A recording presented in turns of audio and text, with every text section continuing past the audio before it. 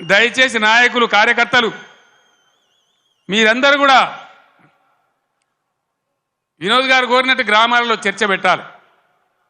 ప్రతి బీఆర్ఎస్ కార్యకర్తకు నాయకులు నేను విజ్ఞప్తి చేస్తా ఉన్నా, ఏ విషయం చూసినా కూడా వీళ్ళ వైఖరి సరి అయిన పద్ధతిలో లేదు. ఇప్పుడు వచ్చిన ప్రభుత్వం ఒక అంకుశంలాగా బీఆర్ఎస్ ఉండాలి. బీఆర్ఎస్ బలం తెలంగాణ బలం. ఎందుకంటే బీఆర్ఎస్ తెలంగాణ దళం, తెలంగాణ గలం. శాసనసభలో కానీ పార్లమెంట్లో కానీ అన్ని విధాల ఇటు రాష్ట్రాన్ని కేంద్రాన్ని ఒప్పించి మెడలు వంచి బ్రహ్మాండంగా పని జరిగాయనంటే బీఆర్ఎస్ ఉండాలి. నేను మా ఎమ్మెల్యేలు వస్తే నేను చెప్పిన వాళ్ళు గెలిచిందా 3 నెలల దాకా వాళ్ళని పనిచేయనండి, 4 నెలల దాకా వాళ్ళ వ్యవహారం ఏందో చూద్దాం, మన మీద వాళ్ళకి అధికారం వచ్చిందని ఈర్ష్యపడ్డట్టు అక్కస్తో ఉండొద్దు, మనం వదిలిపెడదాం వాళ్ళను, 4 నెలల తర్వాత కార్యాచరణ మొదలు పెడదామని అన్నాం.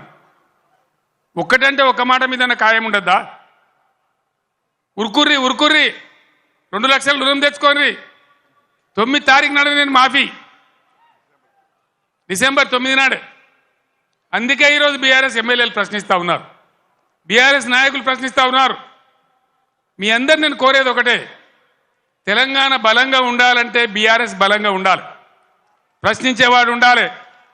తెలంగాణ సోయి ఉన్నవాడు, తెలంగాణ ఉద్యమం తెచ్చిన వాళ్ళు, పేగులు దిగేదాకా కొట్లాడినోళ్ళు, సావు అంచు దాకా పోయి సాగు నోట్లో తలకాయ పెట్టినోళ్ళు, వాళ్ళకు ఉంటుంది కడుపు నొప్పి తెలంగాణ గురించి.